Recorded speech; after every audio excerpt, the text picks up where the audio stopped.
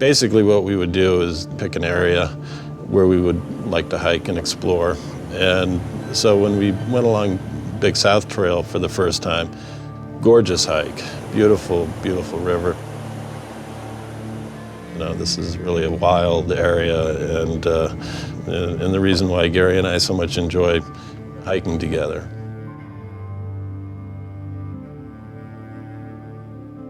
And then it was just coincidental that, you know, we wound up in a rock field and said, you know, let's hike up the ridge, and I think it's about a 2,000-foot hike up elevation to get to the top of it, but really remarkable country. Yeah, okay, well, pretty much it was like almost a scramble, okay? So you're watching your feet, and basically you're just focused a few feet in front of your own feet so you don't, you know, twist ankles. And that's when I saw the shoe. It was pretty pristine. It was like somebody had just took the foot right out of it, you know. It was so fresh, I thought like I would see a kid standing in front of me.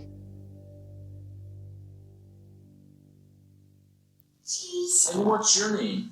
Jaryd. Now give me that big smile with the dimples. Yeah. It wasn't so much that he liked the Raiders.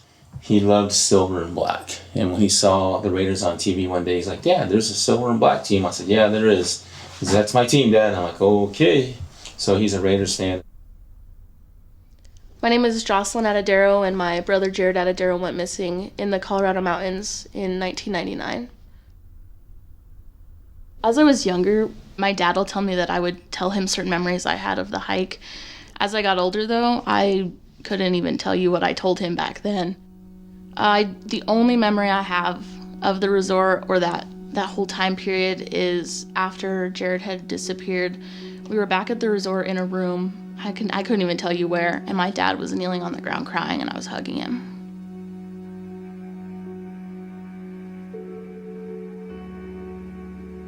I was attracted to the Poudre Canyon because, you know, the trees were beautiful. And you know there's stuff out there, but it's just interesting because you become part of the Poudre Canyon right there. It was approximately a 10-acre resort. It was small, but, you know, we kept busy. It was all about just being there. It was one of those situations where when you actually owned the little store there, we got up at 6 o'clock in the morning and we closed at 11 o'clock at night. Not only did it take care of us, but how many people get the opportunity to be next to their kids 24/7? And that's what I really enjoyed about the canyon. There were only 3 of us. I mean, even though we had a family at the resort, we had people that worked for us, it was Jocelyn, Jaryd, and I. We knew that we were the family.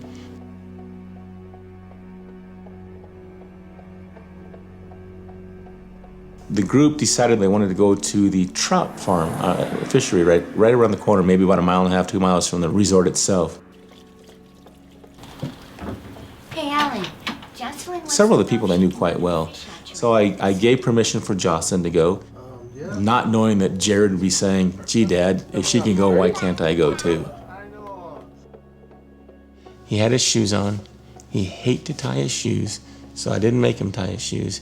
And he had like a beige colored jacket. Have fun, okay? Don't get too close to the water. I let Jaryd go, and I assumed that's where they were going.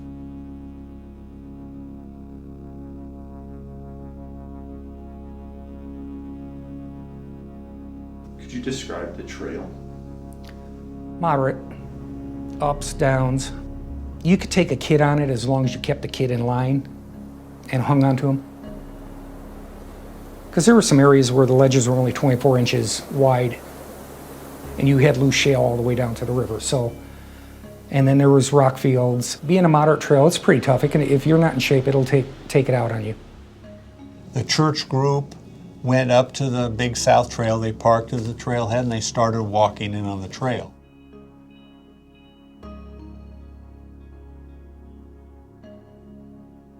They started to separate or spread out as they walked in. Some people faster and slower. One adult with Jaryd's sister and Jaryd seemed to be out ahead of everybody else as Jaryd, as a 3-year-old, is running and playing and having a good time. And I believe there was something 10 to 20 minutes worth of time that she lost track. The adult realized, I haven't seen him for a while. And when they went up to try to find him, they kept going thinking they would catch up, and they didn't catch up. It was reported that he spoke to some fishermen, and he asked if there were bears around. And he's alone at this point in time. At least they have an idea of, roughly where he was last seen.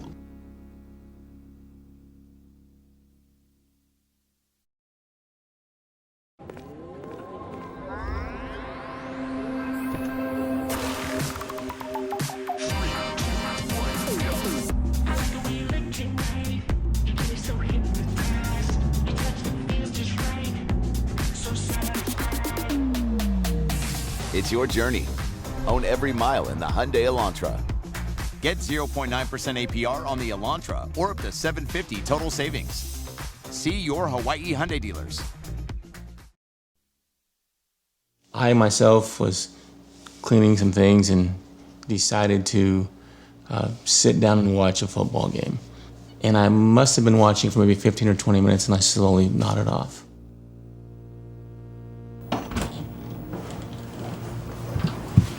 Something's wrong. And they're like, Alan, we have to talk to you. Sure, what's going on? And they said, we had a problem with Jaryd. Well, what happened? Did he fall? Did he, scrape his knee? Did he break his arm? What happened? And what they actually said to me was, he's okay, we just can't find him. At that moment, I realized I had to go up the road. We got in our cars and I was in my truck. And I'm like, well, where are we going? They said it's about, I can't remember, 16 miles up the road. I'm like, are you serious? How'd you guys get up that far up the road? And the entire way up the road, I just kept beating myself in the chest like someone had stuck me with a sword. Just beating my chest and yelling Jaryd's name. Yelling for God to help me. Please help me find my son, Lord. Just yelling and screaming. I yelled and screamed in my truck all the way up the road. I don't even know how I got there. I drove that road probably twice as fast as anyone should even drive that road.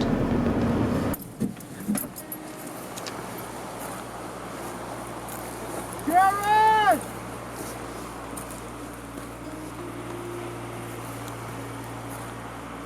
Jaryd!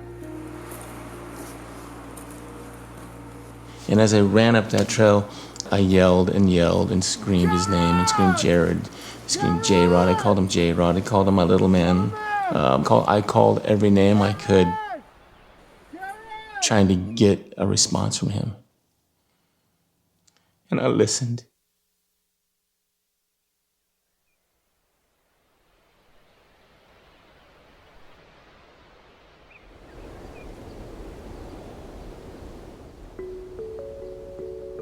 And I'm not sure exactly how far we got up on the trail, but I stopped and I realized, oh my God, this is going to be, this is not what I thought it was.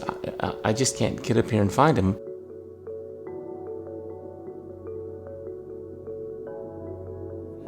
We're going to be searching. We worked for solid 8 days to begin with, and that was 24 hours a day for 8 days. It's important to keep visual contact at all times.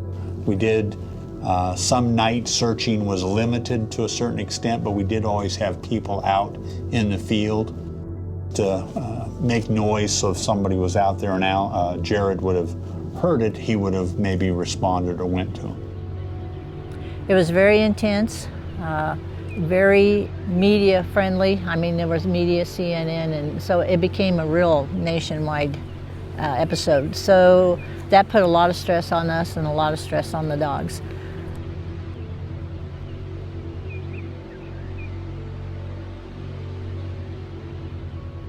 It was a situation to where people lost hope.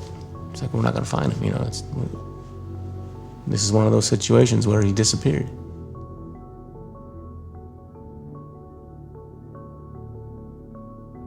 We had hiked the area a couple of times before, and we had talked about the mystery of Jaryd Atadero, whether he had been swept downstream, abducted by a mountain lion, or if there had been something more sinister than that. This time we decided to go off trail, and we just walked right into it. And we knew right away that it was probably Jaryd Atadero's clothes.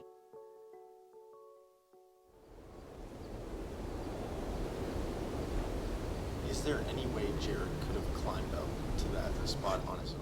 Not. No boy, way. That's a hard one. No way. No way. Absolutely no way. Not all the way. No, I could see him going. He lived in a cabin in the He's a Poudre. 3-year-old. There's no way. There was no way that would happen. Yeah. Not all the way. I mean, it was a struggle for Gary and Addie. Yeah. Very rough terrain.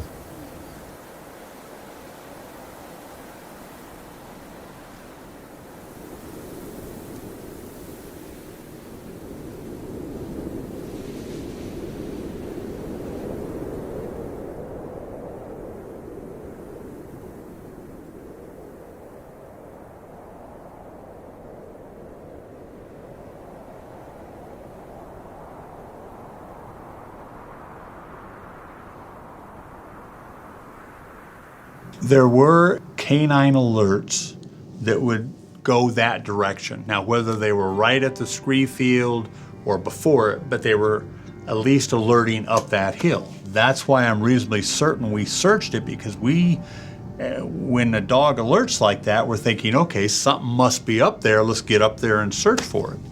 But we never found anything. I think whatever's happening is beyond our understanding.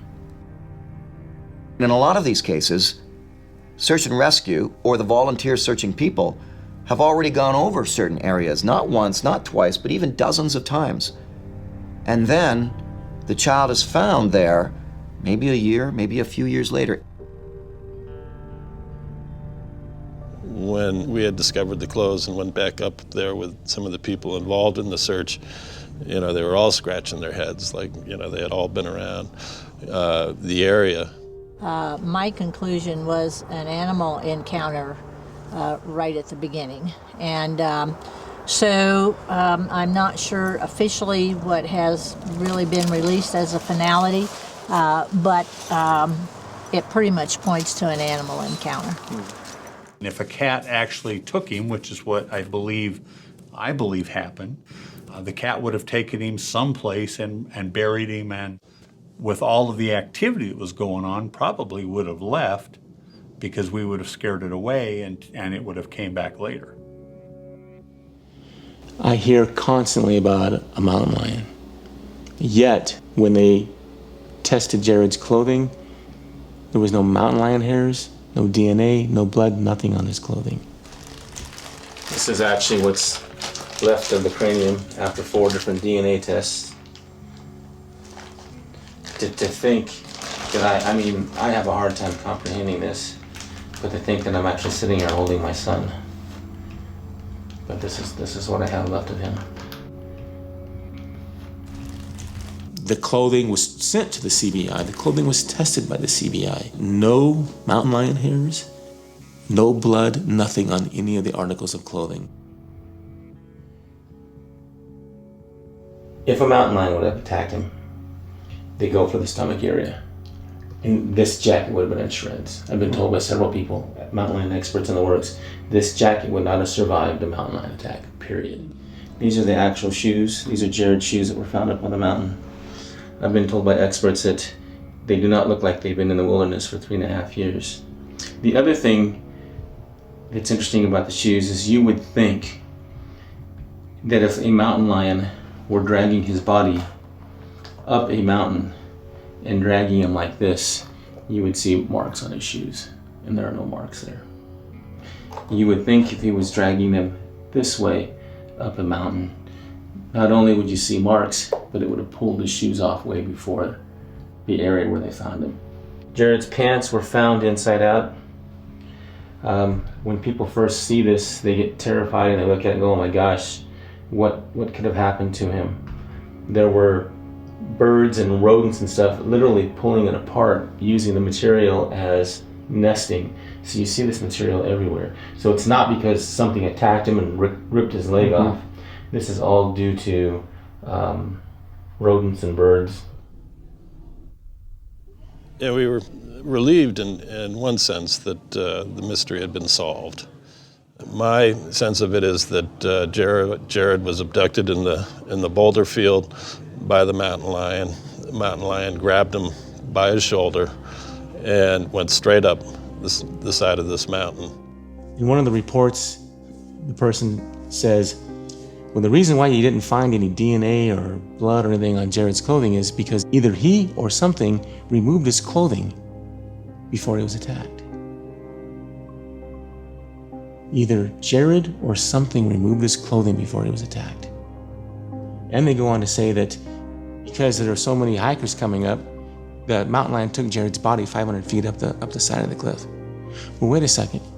I can buy all that, but I can't buy this. If something or someone took Jaryd's clothing off before he was attacked, that means his clothing wasn't with him when this thing carried him up the mountain. Jaryd's pants were found inside out. Told by many mountain lion experts, mountain lions don't pull clothing off of you, especially your pants, and leave them there on the mountain inside out. There's just too much.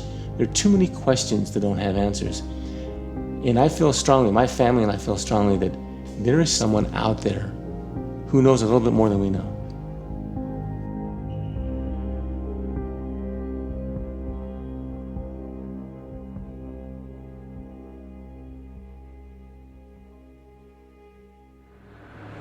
You know, when I get questioned about this from people who've heard our interviews, people will stick to that. It's a bear, it's a mountain lion, it's some kind of an animal. But I mean, they leave clues. There's evidence, there's blood, there's tissue, there's indications of a struggle, right? Oh, absolutely. And when the trackers come in with search and rescue, they're looking for those indicators. There's going to be a massive scene there of blood, hair, drag marks and things as the animal would be taking you away. That's one of the points that we vet before we even look into one of these cases. And in the last 100 years, there's only been 14 fatal mountain lion attacks in the United States and Canada.